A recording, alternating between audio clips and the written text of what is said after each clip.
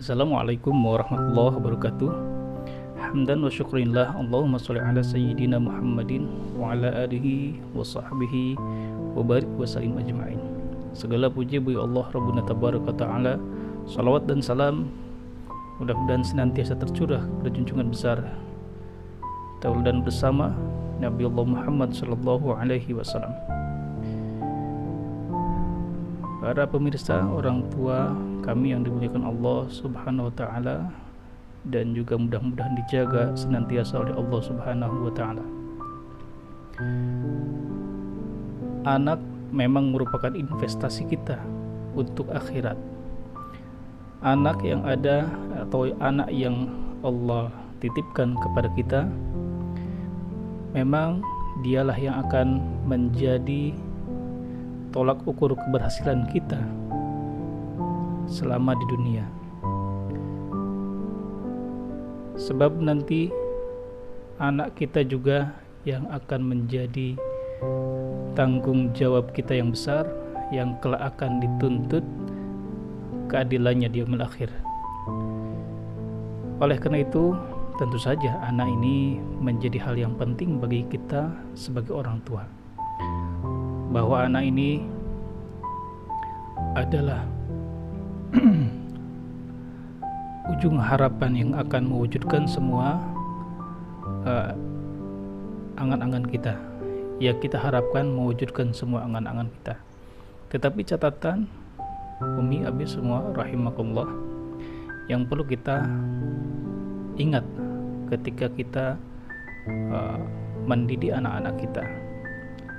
Yang pertama adalah bahwa tentu saja anak kita adalah insan yang tidak sama seperti kita yang sudah dewasa, yang cara berpikirnya sudah matang, pengalaman hidupnya sudah luas, dan kemudian hal-hal yang lainnya yang mendukung dalam memutuskan sebuah ide atau keputusan sudah lengkap ada pada kita sebagai orang tua. Namun berbeda dengan anak-anak kita, anak-anak yang masih usia dini, yang masih labil, yang belum bisa berpikir secara gamblang, yang belum bisa berpikir secara logika yang sudah baik, logika yang benar, dan logika yang bisa dipertanggungjawabkan.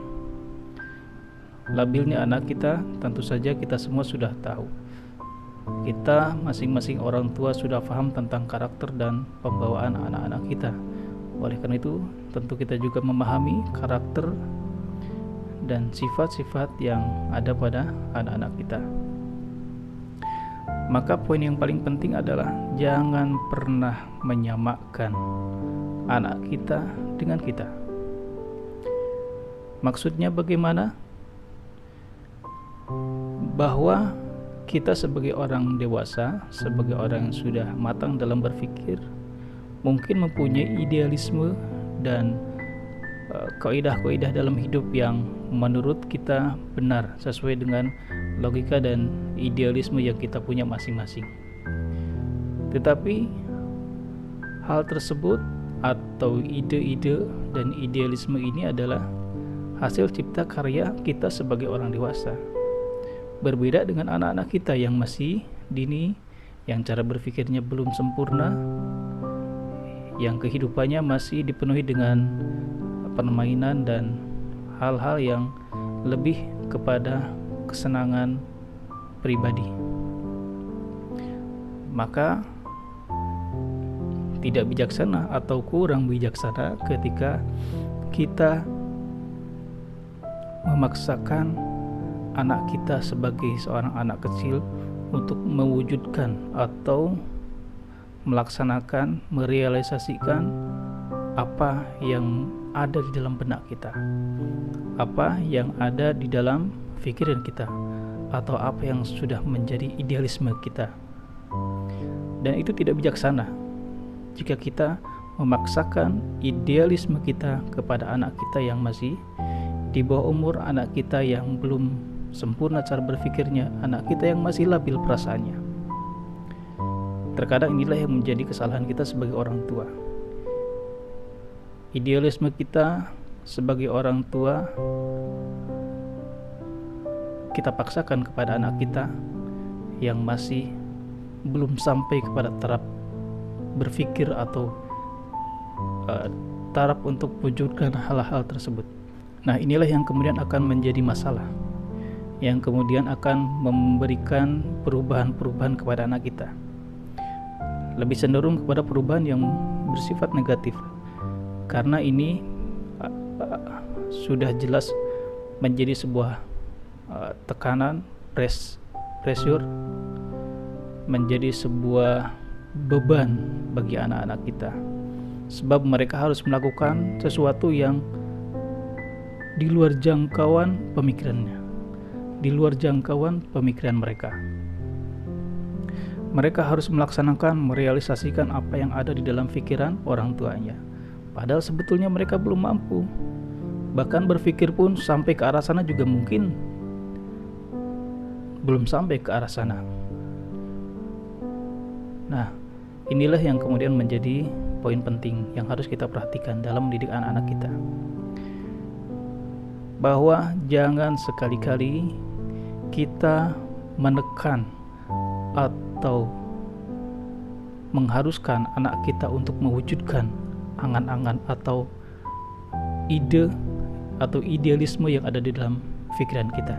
Sebab pikiran kita sama pikiran anak kita, kemampuan kita dengan kemampuan anak kita tentu saja berbeda. Jika kita memaksakan apa yang ada di dalam idealisme kita kepada anak kita, itu sama dengan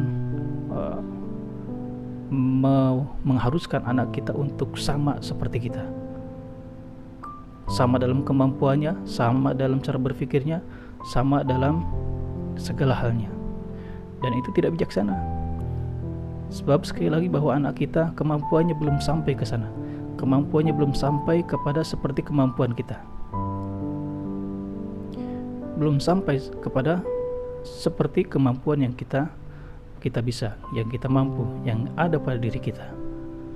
Inilah kesalahan yang paling penting, kesalahan yang mendasar, yang membuat anak-anak kita terkadang menjadi depresi dalam menjalani kehidupan, membuat anak-anak kita menjadi tertekan dalam menjalani hari-harinya. Oleh karena itu, perlu disampaikan bahwa kita sebagai orang tua wajar dan manusiawi ketika mempunyai harapan terhadap anak-anak kita. Tidak masalah ketika kita menyampaikan harapan kita kepada anak-anak kita. Nah, Abah dan Umi berharap kepada Ananda Soleh atau Soleha, mudah-mudahan kelak menjadi anak yang seperti ini dan seperti itu, tercapai hal seperti ini, tercapai hal seperti itu. Itu sebuah harapan, tidak mengapa disampaikan sebagai harapan, tetapi harapan-harapan tersebut jangan sampai kita ungkapkan atau kita realisasikan menjadi sebuah tekanan-tekanan, dan tekanan-tekanan tersebut bisa melalui sikap-sikap kita, bisa melalui kata per kata kita. Tekanan itu bisa dari sikap dan gestur kita, tekanan itu bisa bersikap verbal yang keluar dari kata-kata yang kita sampaikan.